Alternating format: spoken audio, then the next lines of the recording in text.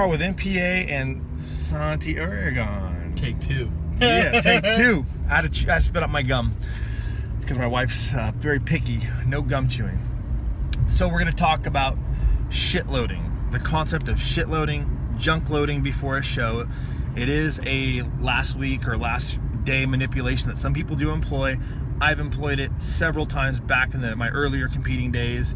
I got more traditional and safe as I got a little bit more knowledgeable on what worked for me personally.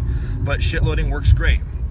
And shit loading is basically eating a bunch of unorthodox, non-diet food, junk food that you shouldn't eat on a diet, thrown in at the last minute to basically simultaneously dry you out and fill you out.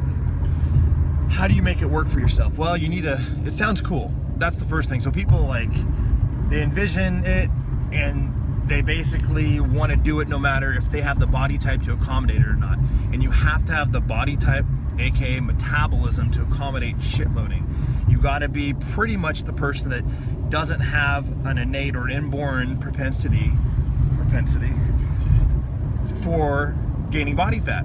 So if you're a natural chubby guy, you have a lot of fat cells genetically, plus you've accumulated them from faulty off-season bulking seasons, you're going to be a lot more prone to water retention, sodium retention. You're maybe more carb sensitive.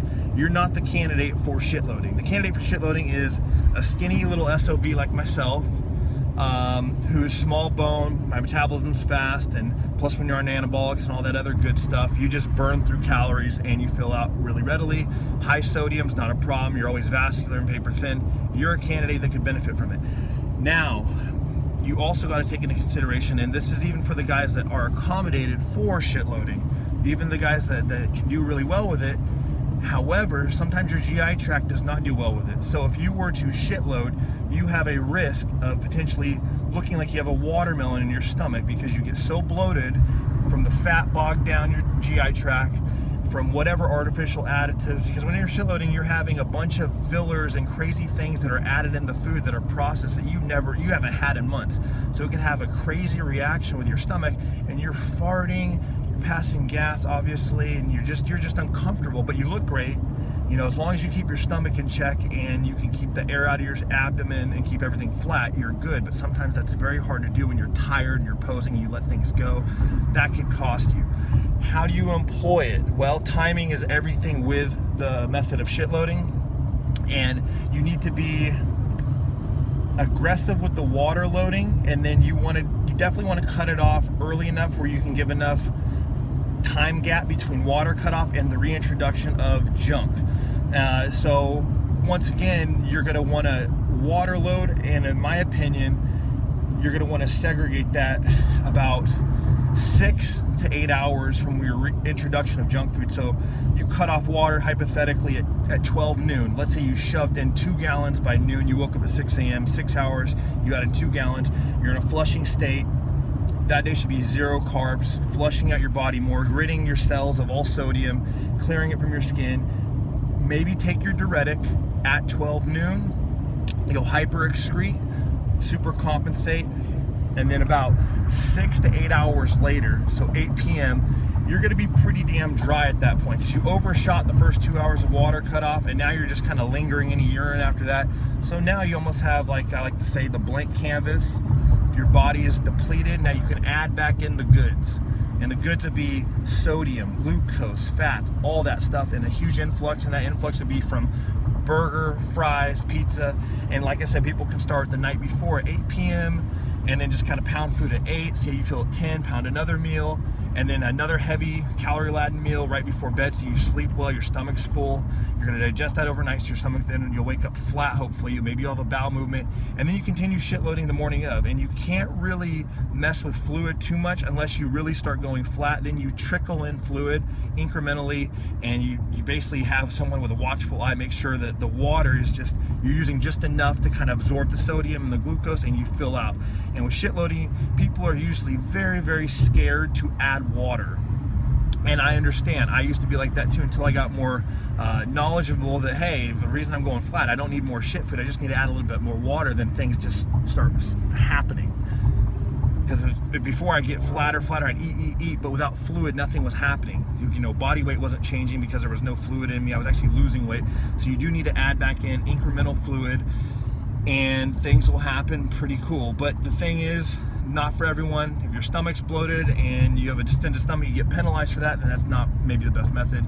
And do a more traditional method where now I keep it simple, stupid, and there's just minimal changes at the very end, and you don't really need to do a whole lot with crazy water taper and all that stuff. But shit loading's a fun method. It's very hard. Your mouth is your cotton mouth the whole time. It sounds pleasurable in you know, thinking about it ahead of time. When you actually go through it, you're dying for water, and if you can't touch the water and you're having all this salty stuff, it's almost torture. So that's just a fact, and I've experienced it several times. And you get lightheaded, your insulin surges, your serotonin's to the roof. You almost feel like you're gonna pass out. Okay, so it is not all that it's cracked up to be, but it can be an effective method for some people. Santi, do you have any experience or questions about shit loading? Yeah, I have one question.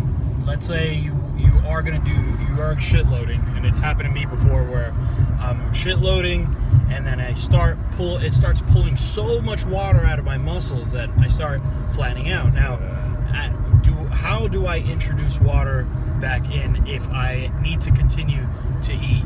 Yeah. How do I go about that?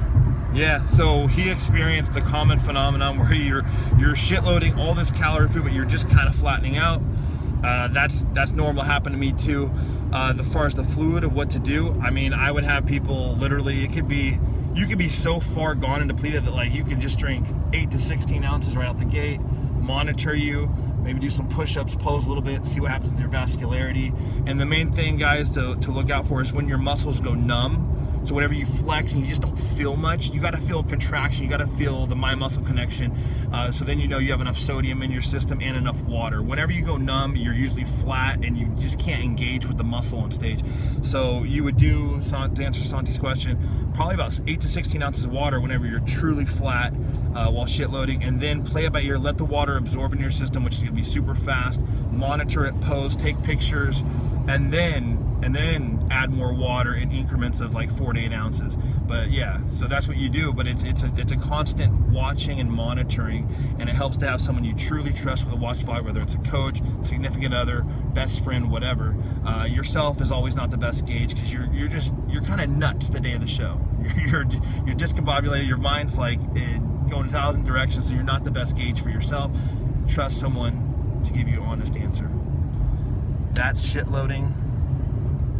He's not shit loading, but he's calorie loading in the sense that we're having dense foods right now the morning of the show.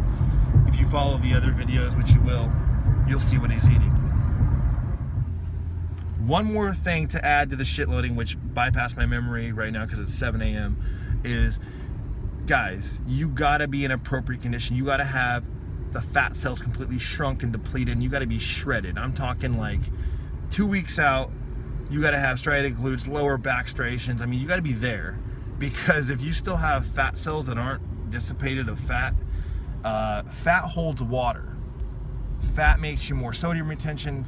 Water doesn't fall off when you hyperhydrate, all that stuff. So I know it sounds good, and like you might plan it ahead of time and get really giddy and excited like all this junk you get to eat, but you got to be sure you're the right candidate for it. So you got to be shredded, and that's a huge thing. A lot of people incorporate it and it didn't work for me. Well, you were a terrible candidate for shit loading. No offense, but you still had shit on your body you needed to get rid of, in other words. So that's another thing I wanted to include. It's very important. So everyone, make sure you are truly lean, have a watchful eye, make sure don't blow smoke up your butt, because shit loading requires a very, very lean person to work for.